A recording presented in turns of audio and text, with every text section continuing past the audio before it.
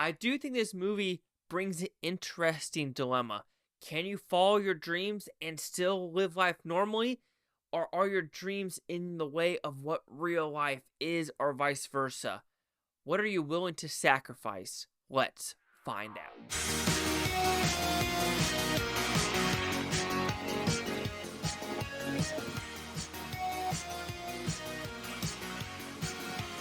Chase Lee Hockey here with the Blue Futon, reviewing The Last Showgirl. What's about pretty simple premise? You have Pamela Anderson, who is a showgirl for the show The Razzle Dazzle.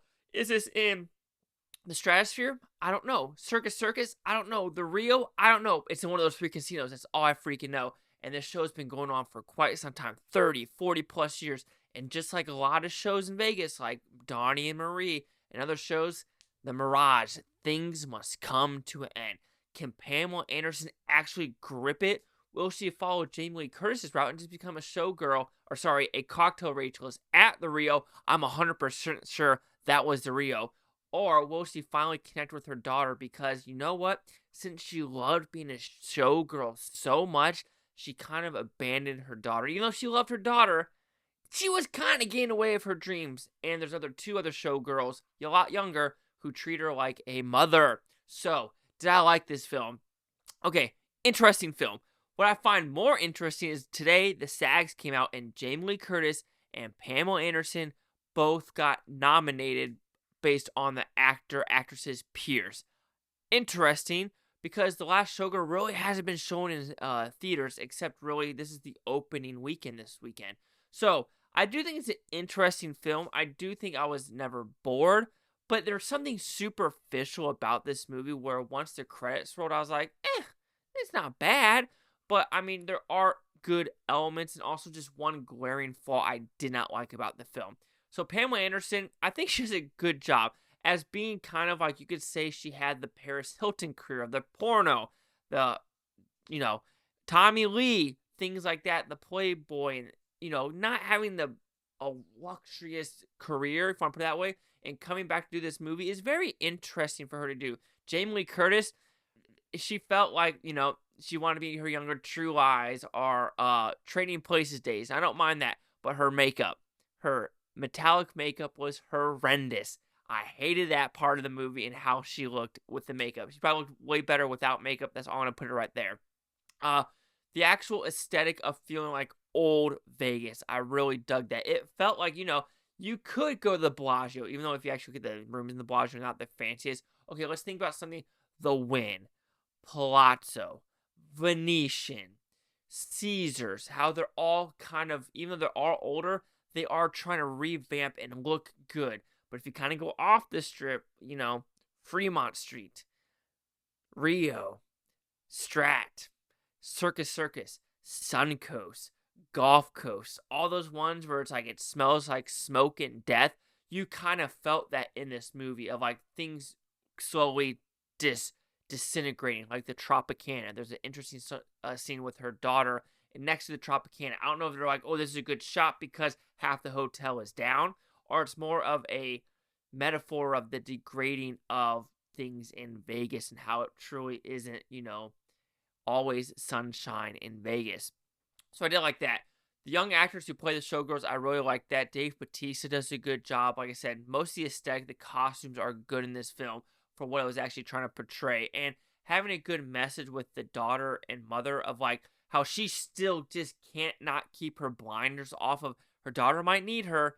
But you know what? She loves her dream and she doesn't, even though the message of her saying that she doesn't regret anything, it kind of hurt my soul because it's like, well, you still kind of abandoned your daughter to a point. Like, you could have told Dave Bautista. Yeah, there's just things like that where you're just like, okay, a little bit of selfishness.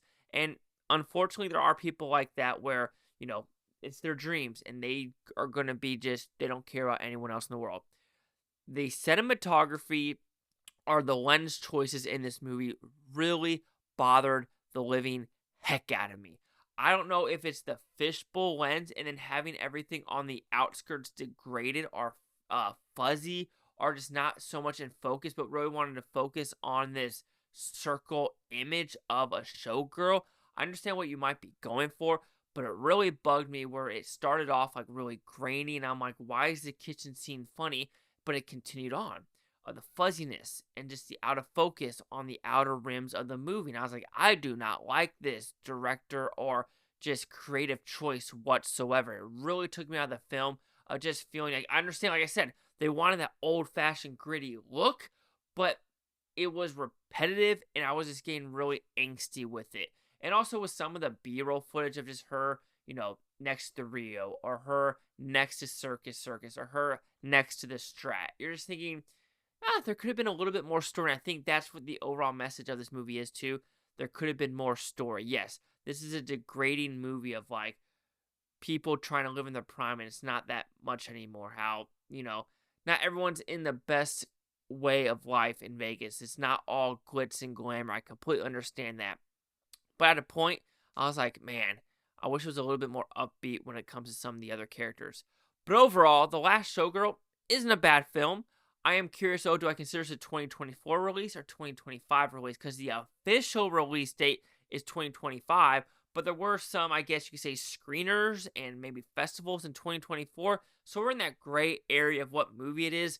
I'm going to call it a 2025 release because the official release was in January and not like a limited release like Better Man did. So I'm considering like Better Man a 2024 film. But yes, I think it's acted well. It has good intentions of makes you think about dreams, reality, can they really mix? But some of the creative choices I was just not a fan of whatsoever. So The Last Showgirl will receive a 3.5 out of 5 Futons, which equals at 70%. So see the critics and user scores gave this one. So you have critics at 82% with 100 of them. No audience score yet. Critic consensus. A wistful showcase for Pamela Anderson in a refreshing dramatic role. The Last Showgirl plays homage to the working class of Las Vegas with a superb collection of performances. I'll have to agree. That's what I'm saying. According to this, wide release is January 10th. If I go to IMDb and type in The Last Showgirl, it's probably going to say the same thing. But the question is, will it also talk about a release in, 2024? It keeps saying it's a 2024 movie, but every time I scroll down, it says release date January 10th.